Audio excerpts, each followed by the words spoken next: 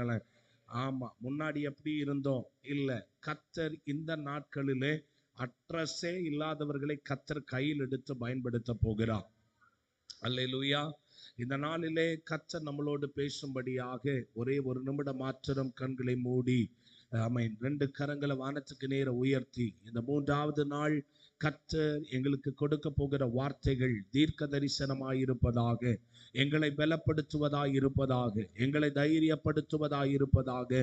மனிதனுடைய வார்த்தைகள் எங்களை காயப்படுத்தும் பொழுது எங்களை உயிர்ப்பிக்கிற வார்த்தை, எங்களுக்கு ஜீவனை கொடுக்கிற வார்த்தை, எங்களை பலப்படுத்துகிற வார்த்தை, எங்களை தைரியப்படுத்துகிற வார்த்தை இந்த நாளில் கடந்து வரட்டும் என்று நாங்கள் ஜெபிக்கிறோம். வார்த்தைக்கு விரோதமாய் கிரியை செய்கிறதான எல்லா தடைகளையும் இயேசுவின் நாமத்தில் நாங்கள் கட்டி ஜெபிக்கிறோம்.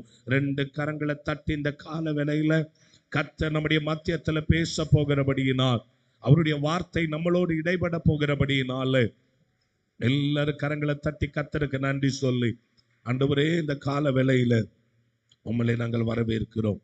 எங்களோடு கர்த்தர் இடைபட போறதற்காக நன்றி செலுத்துகிறோம். நல்ல வார்த்தைகள் எங்கள் நடுவில் வெளிப்படுவதாக. ஜனத்தின் இருதய கதவுகள் திறக்கப்படட்டும், ஆவிக்குரிய கண்கள் திறக்கப்படட்டும்.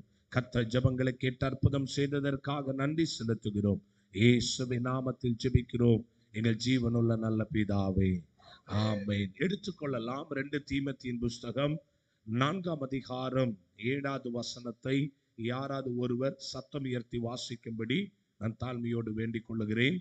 2 தீமோத்தேயுவின் புஸ்தகம் 4ஆம் அதிகாரம் 7வது வசனத்தை வாசிக்க கேட்கலாம். நல்ல போராட்டத்தை போராடினேன், ஓட்டத்தை முடித்தேன், விசுவாசத்தை காத்துக்கொண்டேன். இது முதல் நீதியின் கிரீடம் எனக்காக வைக்கப்பட்டிருக்கிறது. கையை உயர்த்தி சத்தமா ஒரு அல்லேலூயா சொல்லுங்க பாங்க. இந்த 3வது நாள் ஏதாவது ஒரு gift வாங்காம போக முடியாது. ஆமே. எங்க எந்த ஃபங்க்ஷன் எந்த புரோகிராம் வச்சாலும் லாஸ்ட் நாள்ல என்ன கொடுப்பாங்க? gift கொடுப்பாங்க. ஆமா தானே? அப்ப ஆண்டவர் வந்திருக்கிற உங்களுக்கும் கொடுக்காம இருந்தா அது நல்லா இருக்காது. ஒரு ஆமை சொல்லுங்களேன். நன்றாக கவனியுங்கள். இந்த உலகத்திலே போராட்டம் நல்லதென்று சொன்ன ஒரு மனிதன் உண்டானால் அது அப்போஸ்தலனாகிய பவுல் தான். உங்ககிட்ட நான் கேட்கிறேன், உங்க குடும்பத்துல நல்ல ஒரு பிரச்சனை வந்துச்சுன்னா யாரையாவது போய் கையை பிடிச்சி எனக்கு நல்ல பிரச்சனை வந்துச்சு, நல்ல போராட்டம் வந்துச்சு, நல்ல வியாதி வந்துச்சு அப்படி யாராவது சொல்லி இருக்கிறீங்களா? சொல்லி பார்த்துருக்கிறீங்களா? நீங்க எல்லாரும் என்ன கவனிப்பீங்கன்னு நம்புறேன். ஒரு ஆமை சொல்லுங்களேன். ஆமா, யாராவது சொல்லி இருக்கிறீங்களா? பாஸ்டர் எனக்கு நல்ல போராட்டம் வந்துச்சு, எனக்கு நல்ல கடன் வந்துச்சு, எனக்கு நல்ல பிரச்சனை வந்துச்சு. அல்லேலூயா, ஆமென். ஆனால் அப்போஸ்தலனாகிய பவுல் தேவனால் அழைக்கப்பட்டதான ஒரு தேவ மனிதர் சொல்லுகிறார், நல்ல போராட்டத்தை போராடினேன். போராட்டம் நல்லதென்று வாயினால் அறிக்கை பண்ணின ஒரு தேவ மனிதன் உண்டானால் அவர்தான் அப்போஸ்தலனாகிய பவுல். சத்தம் வராமை சொல்லுங்களேன். அல்லேலூயா. இங்க கவனியுங்கள். அப்போஸ்தலனாகிய பவுல் 14 நிருபங்களை எழுதி இருக்கிறார். அல்லேலூயா, ஆமென். இன்னைக்கெல்லாம் நம்ம ஒரு சின்ன புக் எழுதினாலே, ஏதாவது ஒன்று சாதிச்சிட்டாலே நம்மளால என்ன செய்ய முடியாது? கையில பிடிக்க முடியாது. அப்படிப்பட்ட காலத்தில் 14 நிருபங்களை எழுதினவர் ஒரு கப்பல் வியாபாரியின் மகன். யாருங்க? அப்போஸ்தலனாகிய பவுல் கப்பல் வியாபாரி. அவங்க அப்பா யாரு? கப்பல் வியாபாரி. 5 நிருபங்களை காணாப்பாடமாய் படித்தவர்.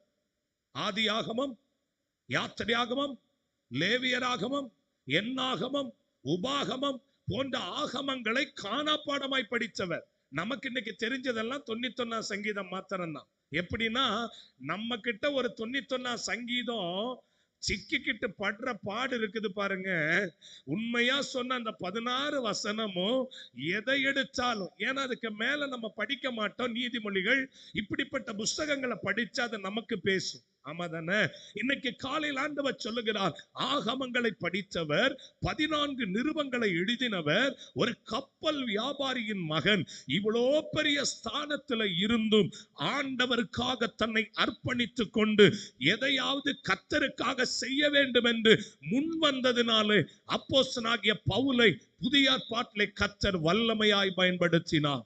சத்தம் அவர் ஆமை சொல்லுங்க பார்க்கலாம். இன்றைக்கு கால வேளையிலே இந்த அகாவா உபவாச முகாமின் இந்த காலை செக்ஷன்ல ஆண்டவர் என்னோடு பேச விரும்புகிற ஒரே ஒரு வார்த்தை, எந்த ஸ்தானத்துல இருந்தாலும், எந்த சூழ்நிலையில் இருந்தாலும், நீ கர்த்தருக்காக ஒரு படி காலெடுத்து வைத்தால் உங்களுக்காக 2 படி காலெடுத்து வைப்பதற்கு என் கர்த்தர் உண்மை உள்ள தேவனாயிருக்கிறார். இன்றைக்கு காலையில அர்ப்பணிப்போடுதான் அகாவாவை முடிக்க வேண்டும். அர்ப்பணிப்போதடா முடிக்க வேண்டும். அல்லேலூயா. 14 நிருபங்கள் எழுதினவர், கப்பல் வியாபாரியின் மகன், ஆகமங்களை காணப்படமாய் படித்தவர், ஒரு சிறைச்சாலைக்குள் அமர்ந்திருக்கிறார். உங்களுக்கு நல்லா தெரியும், 2 தீமோத்தேயுவின் புஸ்தகம் எழுதப்பட்ட இடம் ஒரு சிறைச்சாலை. அது சாதாரண இடம் அல்ல. இன்னைக்கு நீங்களும் நானும் கம்ஃபர்ட் சூழ்ல வாழ்ந்து கொண்டிருக்கிறோம். ஆமா தானே? உங்களுக்கு இந்த எல்லாவித ஃபெசிலிட்டிஸும், எல்லாவித பாதுகாப்பும், எல்லாவித உதவிகளும் இன்றைக்கு ஆண்டவர் இந்த உலகத்துல தந்திருக்கிறார். இது தந்தும் நம்மளால் ஜெபிக்க முடியவில்லை. ஆமென். அல்லேலூயா. ஆமென். இன்னைக்கு பாத்தீங்கன்னா வசதிகளே இல்லாத காலத்துல முழங்கால் போட்டு ஜெபிச்சு வரங்களையும் கிருபைகளையும் தாளந்துகளையும் பெற்று கர்த்தருக்காக பயன்பட்ட எத்தனையோ தேவ மனிதர்கள் இன்றைக்கு உலகத்தில் இருக்கிறார்கள். ஆனா நீங்களும் நானும் எவ்வளவோ வசதிகள் வாய்ப்புகள் கர்த்தர் நமக்கு தந்திருந்தும் இந்த நாட்கள் அலட்சியப்படுத்தி கொண்டிருக்கிறதுனால ஆண்டவர் சொல்லுகிறார், இந்த கடைசி நாட்களிலே அர்ப்பணிப்புள்ளவர்கள் கர்த்தருக்கு தேவை. ஆண்டவருக்காக கீழ்ப்படுகிறவர்கள் கர்த்தருக்கு தேவை. கவனியுங்கள், இந்த தீமோத்தேயுவின் புஸ்தகம் ஆமென் ஒரு சிறைச்சாலையிலிருந்து எழுதப்பட்டது. அல்லேலூயா. உங்களுக்கு நல்லா தெரியும், பவுல் திருடிவிட்டு சிறைச்சாலைக்கு போகவில்லை. பவுல் ஆமென் ஸ்தோத்திரம் சுவிசேஷத்தின் நிமித்தமாய் சிறைச்சாலைக்கு கடந்து போகிறார். அல்லேலூயா. அல்லேலூயா. எதின் நிமித்தம் சிறைச்சாலைக்கு போனாரு? சுவிசேஷத்தின் நிமித்தம் தான் சிறைச்சாலைக்கு போனாரு. உள்ள போய் சிறைச்சாலைக்குள்ளவர் அடைத்த போது நன்றாக கவனிங்கள், அவருடைய நண்பர்கள் அவரை மறந்து விட்டார்கள். ஒரு சிலர் அவருக்கு துரோகம் செய்தார்கள். அல்லேலூயா. எத்தனை பேர் இங்க இருக்கிற கால வேளையில சத்தமா ஒரு ஆமை சொல்லுங்க பார்க்கலாம். பவுல் மிகுந்த மிகுந்த வேதனையோடு இந்த தீமோத்தேயு புஸ்தகத்தை அவர் எழுதுகிறார். சிறைச்சாலைக்குள் அமர்ந்து கொண்டு 2 கைகளும் கட்டப்பட்டிருக்கிறது, 2 கால்களும் கட்டப்பட்டிருக்கிறது, சரீரம் முழுவதும் கட்டப்பட்டிருக்கிறது. நான் இப்படி சொல்லுவேன், பைபிள் அப்படி இல்ல. 2 கையும் கட்டி இருக்கிறார்கள். ஒரு கையினால் எழுதினவர்களை நம்ம பார்த்திருக்கிறோம். ஆமா தானே? ஆமென். இருக்கிறீங்களா? எனக்கு 2 கையும் நல்லா இருக்கு அப்படி சொல்றவங்க உயர்த்தி காட்டுங்க பார்க்கலாம். எனக்கு 2 கையும் நல்லா இருக்குது. ஆண்டவர் நல்ல பலனை தந்திருக்கிறார், நல்ல கால்களை தந்திருக்கிறார், நல்ல நாவை தந்திருக்கிறார், நல்ல கண்களை தந்திருக்கிறார்.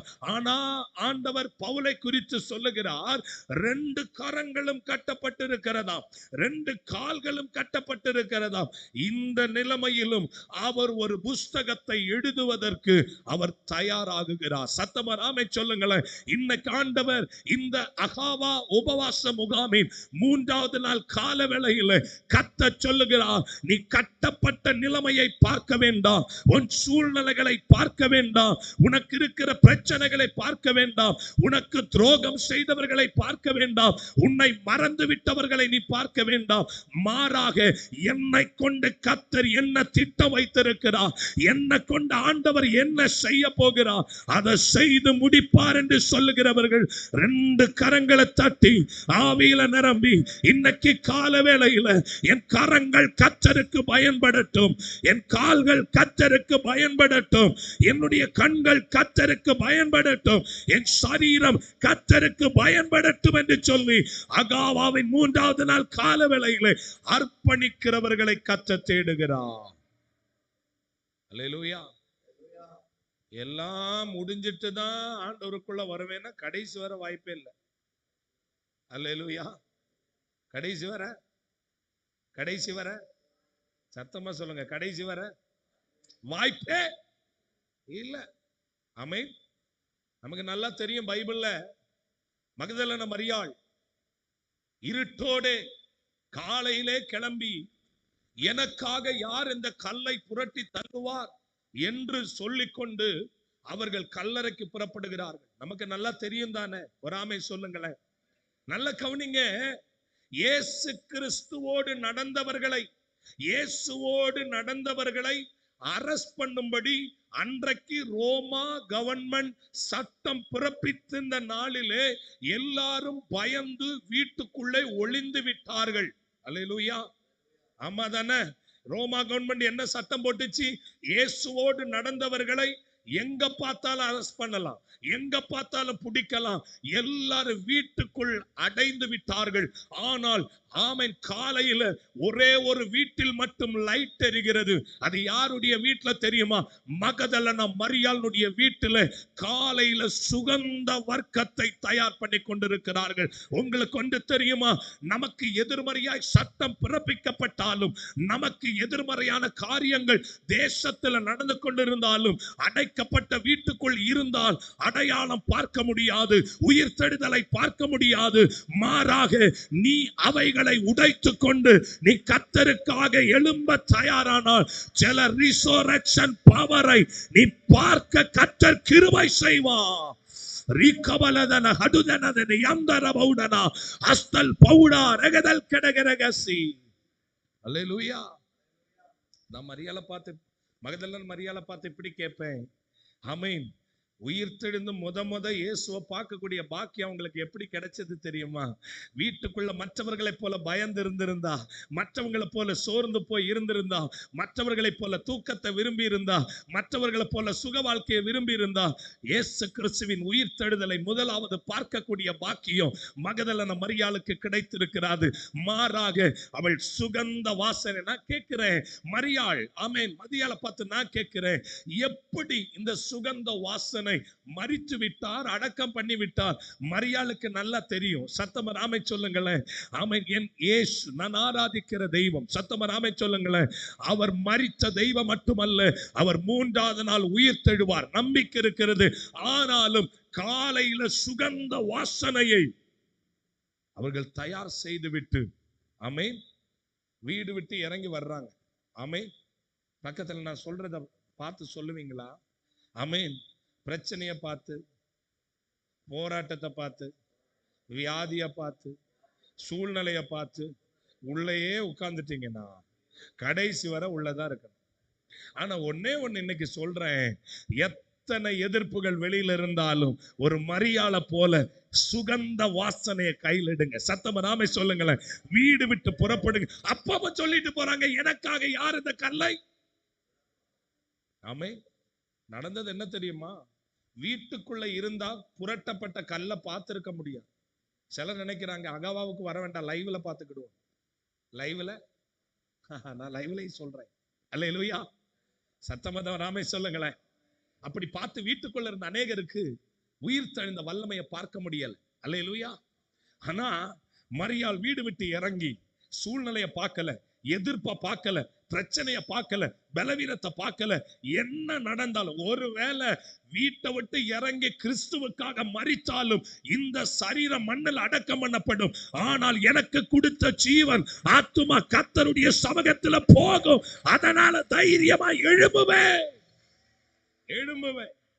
அல்லேலூயா. ஆமை. ஆமை. நம்புறீங்களா? போகும்போது என்ன சொல்லிட்டு போறாங்க? எனக்காக யார் இந்த கல்லை? அங்க போய் பார்க்கும்போது கல் என்ன செஞ்சிருக்கு சொல்லுங்க? அகாவா முடிஞ்சு போகும்போது கல்லெல்லாம் புரண்டு இருக்கணும். ஆமா, நீங்க நல்லா கை தட்டுவீங்கன்னு எதிர்பார்த்தேன்.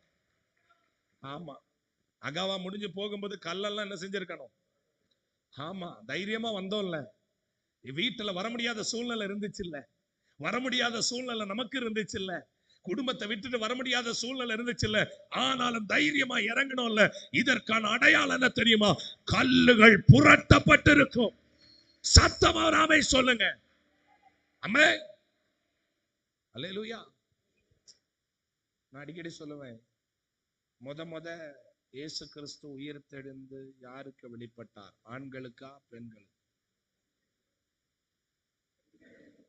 நம்மள நம்பல. யார் நம்பல? உங்களை ரொம்ப நம்பிட்டாருங்க. அதான் நீங்க நிறைய பேர் உட்கார்ந்துருக்கீங்க. ரொம்ப நம்பிட்டார், உங்க மேல ரொம்ப நம்பிக்கை வச்சு. ஏன் தெரியுமா? நான் சொன்னா நீங்க மேல கோபப்படக்கூடாது. அல்லேலூயா. எங்களுக்கெல்லாம் ஒரு ரகசியம் தெரிஞ்சா பக்கத்து வீட்டுக்கு போறதுக்கே 10 நாள் ஆகும். எங்களுக்கு ஒரு ரகசியம் தெரிஞ்சா பக்கத்து வீட்டுக்கு போறதுக்கே எத்தனை நாள் ஆகும்?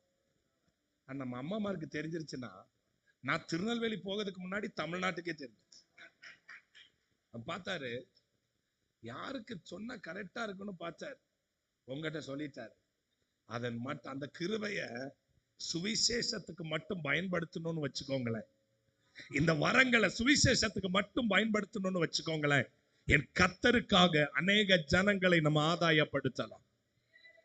மரியாள் போய் பார்க்கிறாங்க, கல் அங்க, சீக்கிரமா சொல்லுங்க, நேரல கல். அதுல எனக்கு பிடிச்சது என்னன்னா, கல்லு கீழே, தூதன் மேல. கல்லு நீங்க எப்படி உட்கார்ந்து இருக்கிறீங்கன்னா, கல்லு உங்க மேல அப்படி மாதிரி உட்கார்ந்து, கல்லு மாதிரி உட்கார்ந்து. காலை செக்ஷனால் தான் மெதுவா போறேன். இனி இருக்கு, பகல்ல வருவேன், அது வேற மாதிரி இருக்கும். அல்லேலூயா. கல்லு கீழே, தூதன். ஆமென். நான் உங்களுக்கு ஒண்ணு சொல்றேன், எனக்கு காலையில விசுவாசத்தோடு தைரியமா இறங்கி பாருங்களேன். பிரச்சனை கீழையும் தூதன் மேலையும் நிப்பாருங்க. ஆமென். தைரியமா கர்த்தருக்காய் எழும்பி பாருங்களேன். உங்க பிரச்சனை ஆண்டோடைய பாட்டு மட்டும் எப்படி பாடுறோம்? சாத்தானால் ஆலின், அப்படி ஒரு பாட்டு இருக்கு, தெரியுமா உங்களுக்கு? பாட வச்சிருந்தேன், சொல்லுங்க. சாத்தானம் பாட்டு மட்டும் பாட விட்டா நம்மள மாதிரி யாரும் பாட முடியாது. சாத்தானம், சாத்தான் நம்ம காலுக்கு கீழே. மரியாள் அதை கண்டது எப்பொழுது? அவள் வீடு விட்டு இறங்கினா. எல்லா வீடும் பூட்டி இருக்கு, எல்லா வீடும் க்ளோஸ்ட், எல்லா வீடும் அடைக்கப்பட்டு இருக்கிறது. மரியாள் தைரியமா இறங்கினாள். அதனால என்ன தெரியுமா? உயிர் தெழுந்த இயேசுவை முதலாய் தரிசிக்கக்கூடிய ஒரு மகா பெரிய பாக்கியத்தை அவளுக்கு கர்த்தர் கொடுத்தார். இந்த கால வேளையில சொல்லுங்க, பிரச்சனைய பார்க்க மாட்டேன், அகாவாவுக்கு அப்புறம் நான் மாறிட்டேன். சத்தமா சொல்லுங்களேன், நான் மாறிட்டேன். பிரச்சனைய பார்க்க மாட்டேன், சூழ்நிலைய பார்க்க மாட்டேன். அல்லேலூயா. ஒரு ஆமென் சொல்ல மாட்டேன். சிறைச்சாலைக்குள்ள இருந்து எழுதுகிறார். ஆமென். பவுல் சொல்றாரு, நல்ல போராட்டம். சொல்லுங்க, போராட்டம் நல்லதுன்னு சொன்னவர் யாருதான்? ஆமா. இன்னொரு இடத்துல இதே பவுல் சொல்லுவாரு, பவுல் கையில ஒரு விரியம்பாம்பு கடிச்சிருக்கும். அப்போஸ்தலர் 28 படிக்க வேண்டாம். விரியம்பாம்பு கடிச்சிருக்கும், கையில தொங்கிக்கிட்டு இருக்கும். அப்பொழுது பைபிள் சொல்லுது, இந்த பூச்சியை அபிஷேகம் உள்ள வந்துட்டா பாம்பு கூட பூச்சியா தான் மாறுது. எப்படி தெரியுமா? சத்தமா தான் நாமே சொல்லுங்களேன். பவுல் சில விறகுகளை வாரி நெருப்பின் மேல் போடுகையில் ஒரு விரியம் பாம்பு அனலுரைத்து புறப்பட்டது. இப்ப பாம்புக்கு யார் மேலேயும் கோவம் இல்லை, பிரசங்கிக்கிற பவுல் மேலதான் கோவம். அல்லேலூயா. சத்தமா தான் ராமன் சொல்லுங்களேன். ஆனாலும் பவுல் என்ன செய்தாரு? அதை உடனே, அதை எந்த நெருப்புல இருந்து வெளிப்பட்டுச்சோ அதே நெருப்புலை அதை போட்டு எரித்து விட்டு வெளியே வந்தார். தைரியம். ஆமென். விரியம்பாம்பனுடைய சரித்திரம் உங்களுக்கு தெரியுமா? விரியம்பாம்பு கடிச்சிருச்சுன்னா முதல்ல சரீரம் என்ன செஞ்சிருமா? வீக்கம் கொண்டு செத்துருவாங்க. நம்ம மைசூர் கோடியத்துக்கு போயிருந்தப்போ அங்க ஜூல போய் பார்த்தேன். அங்க விரியம்பாம்பு வச்சு ஒரு கிறிஸ்து எழுதி வச்சிருக்கிறாங்க. விரியம்பாம்பு கடிச்சா உடனே சரீரம் வீங்கிரும், உடனே அவர்கள் வீக்கம் கொண்டு உடனே மரிச்சிருவாங்க. நான் இப்ப என்ன கேட்கிறேன், பவுல் கையை என்ன கடிச்சிருக்கு? நியாயப்படி யார் சரீரம் வீங்கணும்? ஆனா பாம்பு வீங்கிருச்சு. ஆமென். காரணம், பாம்புக்கு தெரியாது அதுக்குள்ள இல்லாத ஒரு விஷம் நமக்குள்ள இருக்கு. அது மேல்வி தரையில 120 பேர் கூடி இருந்த பொழுது அன்னைக்கு ஊற்றினார் பாருங்க அபிஷேகம். அதே அபிஷேகத்தை அகாவாயில ஊற்றி இருக்கிறார். சத்தமா நாமே சொல்லுங்களேன். பாம்புகளையும் தேள்களையும் மிதிக்கக்கூடிய அதிகாரத்தை கர்த்தர் உங்க கையில தந்திருக்கிறார். ஆமென். அல்லேலூயா. எங்க இருந்து எழுதுகிறார் பவுல்? சிறைச்சாலைக்குள்ள. இப்ப பாருங்க, எழுதின இந்த புஸ்தகத்தை கொண்டு போய் தீமோத்தேயு கையில கொடுக்கணும். எல்லாரும் என்ன பாருங்க, சீக்கிரமா முடிச்சேன். எழுதின தீமோத்தேயு புஸ்தகத்தை கொண்டு யார்கிட்ட கொடுக்கணும் சொல்லுங்களேன்? எங்க இருந்து எழுதுறாரு? யார்கிட்ட கொடுக்கணும்? இப்ப கொடுக்கிறதுக்கு ஒரு ஆளு வேணும். ஆமா சொல்லுங்க. கொடுக்கிறதுக்கு ஒரு ஆள் வேணும். கொடுக்கிறதுக்கு ஒரு ஆள் வேணும். அங்க பவுல் சொல்றாரு, வசனம் 8 படிங்க பார்க்கலாம். வசனம் 8.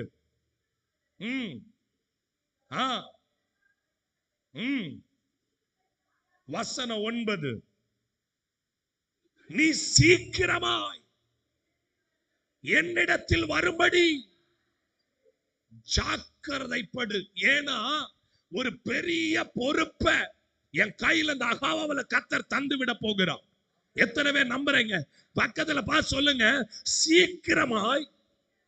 சீக்கிரமா. சகைவை பார்த்து சொன்னாலும் சகைவே, இன்னைக்கு உன் வீட்டுல நான் என்ன செய்யணும்? ஆனா இந்த அகாவாவுல கர்த்தர் சொல்றாரு, சீக்கிரமாய் என்னிடத்தில் வரும்படி ஜாக்கிரதைப்படு. ஏன்னா உங்களுக்காக சிலதை 3 நாட்கள் கர்த்தர் எழுதிட்டாரு. நீ என்ன செய்யணும்? நீ என்ன பண்ணணும்?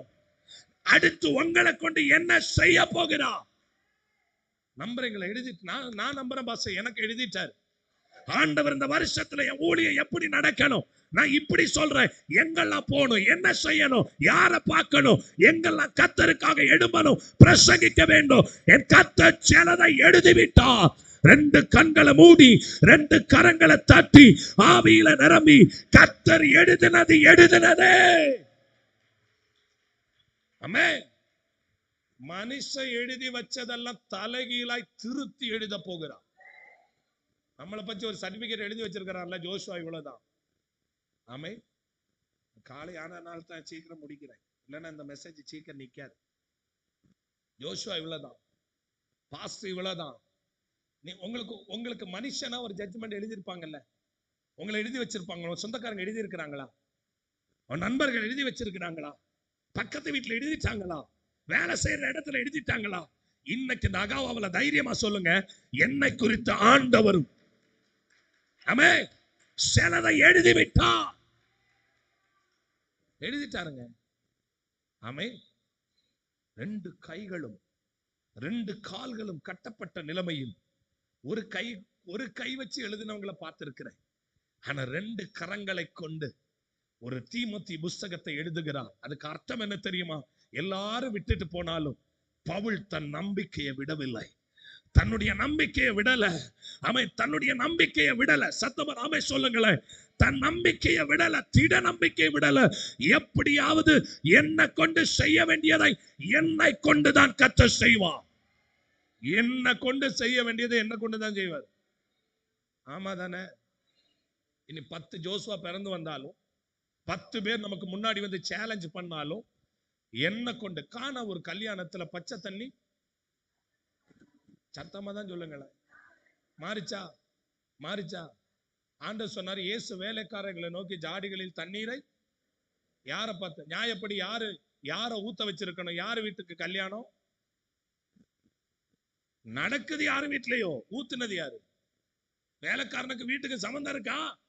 இயேசு கூட போனதுனால இயேசு வேலைக்காரர்களை நோக்கி ஜாடியில. நானா இருந்தா என்ன கேட்டிருப்பேன்? ஆண்டவரே பச்சை தண்ணியை ஊத்த சொல்றீங்களே, நான் ஒரு வேலைக்காரன் தான், உண்மைதான். ஆனா எதை ஊத்த சொல்றீங்க? ஆமா, பச்சை தண்ணி ஊத்துறதுக்கு மனசு வரணும்ல.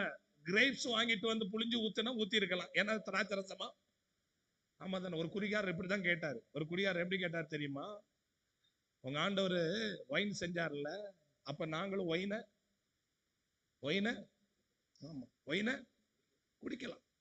அப்ப நாங்க சொன்னோம், குடி, கண்டிப்பா தப்பே இல்லை, நீ குடி. ஆனா ஒரே ஒரு கண்டிஷன், உன் கையில ஒரு கிளாஸ் பச்சை தண்ணிய எடுத்து இது மதுபானமாய் மாறட்டும்னு சொல்லு. மாறுனா இல்லைன்னா பச்சை தண்ணிய. ஏன் தெரியுமா? இவன் இப்படி கேட்பான் தான் அன்னைக்கே திராட்சை பழத்துல செய்யாம பச்சை தண்ணியில செஞ்சார். உங்களுக்கு நான் சொல்றது விளங்குதா? இப்படி 10 பேர் எந்திரிச்சு கேட்பான் தான். அன்னைக்கெல்லாம் குடிகார 10 பேர் எந்திரிச்சு கேட்பான் தான். பச்சை தண்ணியில செஞ்சாரு, திராட்சை பழத்துல செய்யல. அவர் தான் கர்த்தர், அவர் தான் தெய்வம். அவர் திராட்சை பழத்துல செய்யல, பச்சை தண்ணியில செஞ்சான். அதனால தான் குடிகாரன் சொல்றேன், உனக்கு குடிக்கிறவன்னு ஆசை இருக்கா? யாராவது நம்மகிட்ட வந்து உங்க இயேசு ஒயின் கொடுத்தாரா? கொடுத்தாரு, ஆனா திராட்சை பழத்துல கொடுக்கலையே. இருக்கிறீங்களா? அதனால தான் ஒரு வியாதி வந்தா பச்சை தண்ணி எடுத்து ஜெபம் பண்ணி கொடுக்கிறோம். அன்னைக்கு இயேசு பச்சை தண்ணி திராட்சை ரசமா மாறுனா, நாங்களும் பச்சை தண்ணியை ஜெபிச்சு ஜெபம் பண்ணி எங்க சரீரத்துல குடிச்சா எங்களுக்கு அற்புதம் நடக்கும், எங்களுக்கு சுகம் உண்டாகும். அதுதான் எங்கள் நம்பிக்கை. இயேசு வேலைக்காரர்களை நோக்கி ஜாடிகளில் பச்சை தண்ணி எடுத்து என்ன செஞ்சாங்க? ஊத்துனாங்க. ஆனா யாரு கையினால பச்சை தண்ணியை ஊத்துனாங்களோ அவர்கள் கைகளினாலே திராட்சை ரசத்தை பரிமாறினார். சத்தமதம் ராமே சொல்லுங்களேன். அப்படின்னா அர்த்தம் என்ன? இந்த கடைசி நாட்களில் யாரை கொண்டு என்ன செய்யணுமோ அவர்களை கொண்டுதான் கர்த்தர் செய்வார். சொல்லுங்க, என்ன கொண்டு செய்ய வேண்டியதை. சத்தமா சொல்ல மாட்டீங்களா? என்ன கொண்டு செய்ய வேண்டியதை என்ன கொண்டுதான் செய்வார். அது எத்தனை மந்திரவாதம் வச்சாலும், எத்தனை பேர் எழும்பி வந்தாலும், என்னை கொண்டு செய்ய வேண்டியதை. ஆமா, நீ சீக்கிரமா என்னிடத்தில் வர ஜாக்கிரதைப்பட. அடுத்த வசனம், ஏனென்றால் தேமா இப்பிரபஞ்சத்தின் மேல் ஆசை வைத்து. ஆமா, ஆண்டவர் நம்பினாருங்க. நான் சிலர் நம்பினவங்க இன்னைக்கு இந்த ஃபீல்டுலே கிடையாது. பக்கத்துல பார்த்து நம்மகிட்ட நம்புறதுக்கு என்னங்க இருக்கு கேளுங்க பாப்போம். நம்மகிட்ட நம்புறதுக்கு. ஆமா, இப்ப நம்ம பர்ஸ் எடுத்து கையில கொடுத்தா எதிராளிக்கு ஹார்ட் அட்டாக் வந்துடும். அக்கௌண்ட் நம்பர் எடுத்து கையில கொடுத்தா எதிராளிக்கு ஹார்ட் அட்டாக் வந்துடும். அகாவா உபவாச முகாம் தொடங்கும் போது எல்லாரும் நினைப்பாங்க லட்சக்கணக்கில் பணத்தை வச்சுட்டு. நீங்கள் அப்படி நினைக்கிற மாதிரியே தெரியுது. ஆமே, அல்லேலூயா. வசனம் சொல்லுது, தேமா பிரபஞ்சத்தில் மேல் ஆசை வைத்து போய்விட்டான். அடுத்து இன்னொருத்தன் இப்படி வேற வழியா போயிட்டான். லூக்கா மாத்திரம் கூட இருக்கிறான். எப்படி இதை கொண்டு சேர்ப்பேன்? எப்படி இந்த லெட்டரை கொண்டு தீமோத்தி கையில கொடுப்பேன்? யாராவது ஒருத்தனை கர்த்தர் எழுப்ப மாட்டாரா? என்னுடைய நம்பிக்கை என்ன தெரியுமா? பலரும் பின்மாறி விலகி போனாலும் அட்ரஸே இல்லாத யாரையாவது கர்த்தர் எழுப்பி இதை கர்த்தர் நிறைவேற்றுவார். ஆமென். இங்க பாருங்க, நான் வேகமாய் சொல்லி முடிக்கிறேன். எல்லாரும் போயிட்டாங்க. லூக்கா மாத்திரம் கூட இருக்கிறான். வசனம் 12, தீகுக்குவை நான் எபேசுக்கு அனுப்புனேன். சத்தமா நாமே சொல்லுங்களேன். இப்ப நம்ம செய்தியின் மைய பகுதிக்கு வந்துட்டோம். என்ன தெரியுமா? தேடின பலரும் இல்லை, எதிர்பார்த்த பலரும் இல்லை. ஒருத்தன் உலகத்தின் மேல ஆசை வச்சுட்டு போயிட்டான். உலகத்தின் மேல ஆசை வச்சுட்டு போயிட்டான். வேற ஒருத்தன் இதெல்லாம் நமக்கு செட் ஆகாதுன்னு ஆமே சொல்ல மாட்டேங்களா? ஆமா தானே? ஆனா தீகுக்குவை பத்தி உலகத்துல தீகுக்குடைய சரித்திரம் யாருக்கும் தெரியாது. தீகுக்கு யாருன்னே தெரியாதுங்க. ஆனா ஆண்டவர் சொல்லுகிறார், மறைந்திருக்கிற இவனை, தகுதி இல்லாத இவனை, பேக்ரவுண்ட் இல்லாத இவனை, உதவி செய்ய ஆள் இல்லாத இவனை, சரித்திரம் இல்லாத இவனை இந்த உலகத்தில் இந்த தீமோத்தி புஸ்தகத்தை தீமோத்தி கையில் கொண்டு கொடுப்பதற்கு என் கர்த்தர் அன்றைக்கு தெரிந்தெடுத்தார். அகாவா உபவாச முகாமின் 3வது நாள் கால வேளையில 2 கரங்களை தட்டி சொல்லுங்க, தீகுக்குவை போல என்னை கர்த்தர் அனுப்ப போகிறார்.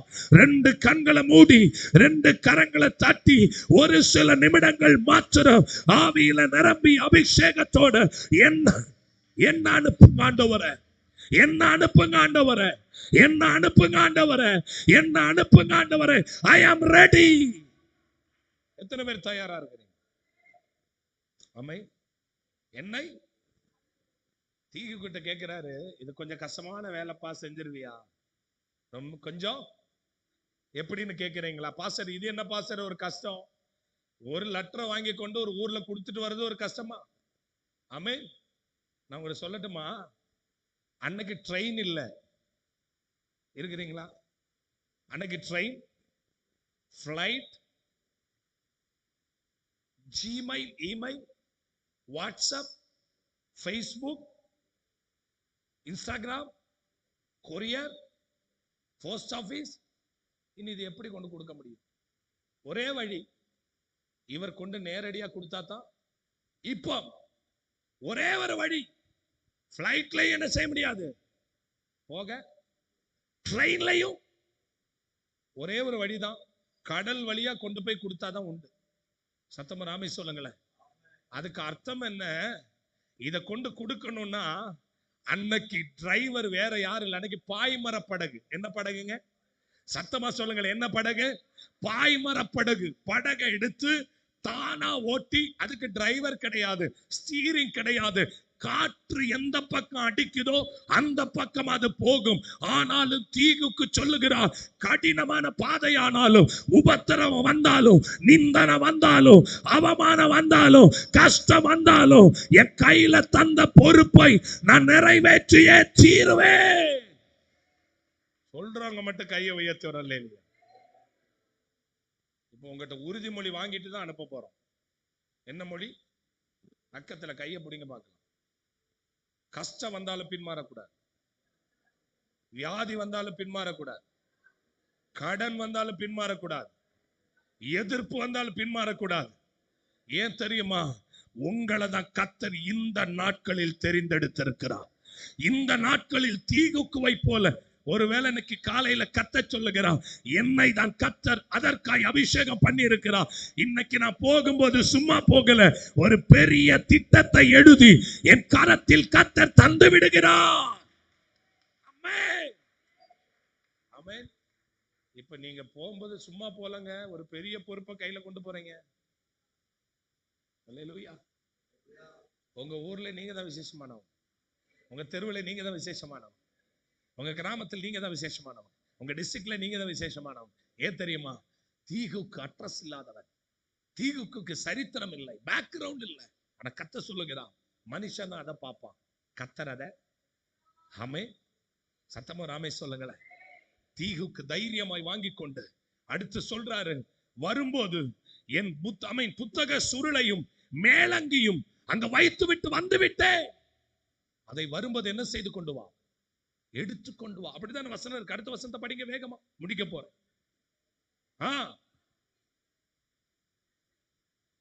மேலங்கி நீ வருகிற போது எடுத்துக்கொண்டு வா. போகும்போதும் ஊழியம், வரும்போதும் ஊழியம். சத்தமா தான் அல்லையே சொல்லுங்க. போகும்போது ஊழியம், போகும்போது எதை கொண்டு கொடுக்கணும்? தீமோத்தி புத்தகத்தை கொண்டு கொடுக்கணும். வரும்போது இவர் வச்சிட்டு வந்த மேலங்கியும் அவன் தோல் சூர்லையும் வரும்போது, அப்படின்னு அர்த்தம் என்ன? ஒரு நோக்கத்துக்காக கிளம்பிட்டோம்னா அந்த நோக்கத்தோடு போய் அதை முடிச்சிட்டு திருப்பி ஆண்டவர் சொன்ன இடத்துக்கு வருகிற வரைக்கும் வலப்பக்கம் இடப்பக்கம் திரும்பாமல், அந்த பக்கம் இந்த பக்கம் சாயாமல், வழிவிலகி போகாமல், தரிசனத்தை மறந்து விடாமல் கர்த்தருக்காக நீ நிற்பாயானால் இந்த நாட்களில் ஒரு கிரீடத்தை கர்த்தர் எனக்காய் வைத்திருக்கிறார். கண்களை மூடி கரங்களை தட்டி ஒரு 2 நிமிடங்கள் ஆவியில நிரம்பி, எனக்காக ஜீவனுள்ள கிரீடத்தை, உயிருள்ள கிரீடத்தை கர்த்தர் எனக்கு ஆயத்தப்படுத்தி வைத்திருக்கிறார். கிரீடம் வேணும் சொல்றவங்க கை உயர்த்துங்க பாருங்க. கர்த்தர்ட்ட இருந்தா மனுஷங்கிட்ட இருந்தா, அதுக்கு ஒரே வழிதான், தைரியமா இறங்கணும். முன் வச்ச கால. ஆமா, சில ஆட்களுக்கு என்ன பிரச்சனைனா, ரட்சிக்கப்பட்டு சர்ச்சில் வந்து ஒரு 5 வருஷம் முன்ரோயில உட்கார்ந்துருப்பாங்க. முன்ரோயில இருக்கிறீங்களா? சர்ச்சில் எல்லாம் போய் பாருங்க, உங்க சர்ச் இருக்கு, போய் பாருங்க. ஒரு 5 வருஷம் எங்க உட்கார்ந்துருப்பாங்க? First row. அதுக்கப்புறம் 5 வருஷத்துக்கு அப்புறம் மிடில். எங்க போயிருவாங்க? மிடில். இனி ஒரு 5 வருஷத்துக்கு அப்புறம் எங்க போயிருவாங்க? அப்ப அது என்ன அடையாளம்? நீ வெளியே போக போறாங்கன்னு அர்த்தம். நான் சொல்றது விளங்கும்னு நினைக்கிறேன். ஆமா தானே?